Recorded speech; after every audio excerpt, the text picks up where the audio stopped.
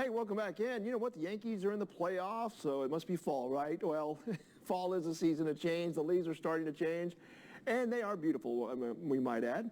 Now, when we change, well, of course, that can be a good thing as well. Author and leadership expert and public speaker Pete Bling joins us now to talk more about that. Pete, good to see you. Always find a way to work the Yankees in. Let's be fair. I didn't write that. I did not write that, Pete. Pete's a big Tampa Bay Rays fan. But let's forget about baseball for a moment, if we could. And let's talk about change, though. Because we know some people are resistant to change. I know, but change is beautiful, Mike. These are like dropping right now. It's a great time.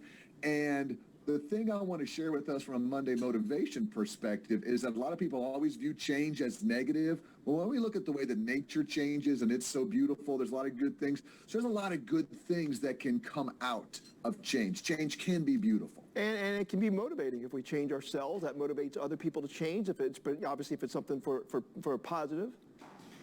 Yeah, and let me tell you something. I've been on the road recently doing a few conferences, and they've asked me to speak on change management, and all this type of stuff. Mm-hmm. Well, I normally ask everybody a question. I say, do you think people naturally resist change? And between 90 to 95% say yes. They're like, people naturally resist change. And then I say, do you resist change? And it comes out about 30 to 40%. So I'm like, why do we think that everybody resists change, but not me? I'm okay with it. And I think we need to embrace that and realize we assume that change is bad and all of that. But if we welcome it, if we experience it, if we say it's going to happen no matter what, it can motivate us because it's happening regardless, Mike. It's happening all around us. And most successful do have to change and adjust. I mean, you could just point to college football. A lot of coaches will change the way they run things. I mean, Nick Saban at Alabama with that offense, you know, he had to change the way they play offense to try to win. I mean, and that's it. Yeah. I'm sorry, go ahead. Well, I was just going to say, you know, when we first think about change, whether it's, you know, getting a new phone, some people will say, no, I like my old phone. It causes stress at first. But then as you make that change, I would think it kind of eases that stress.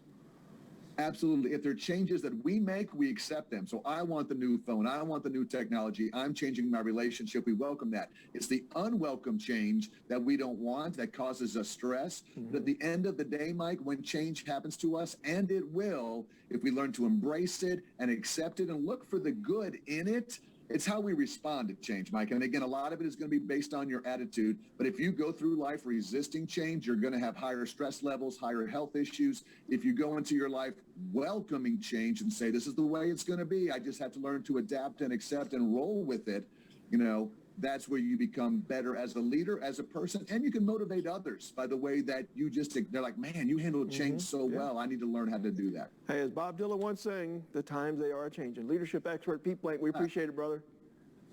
Well done, my friend. All right, we'll be right back.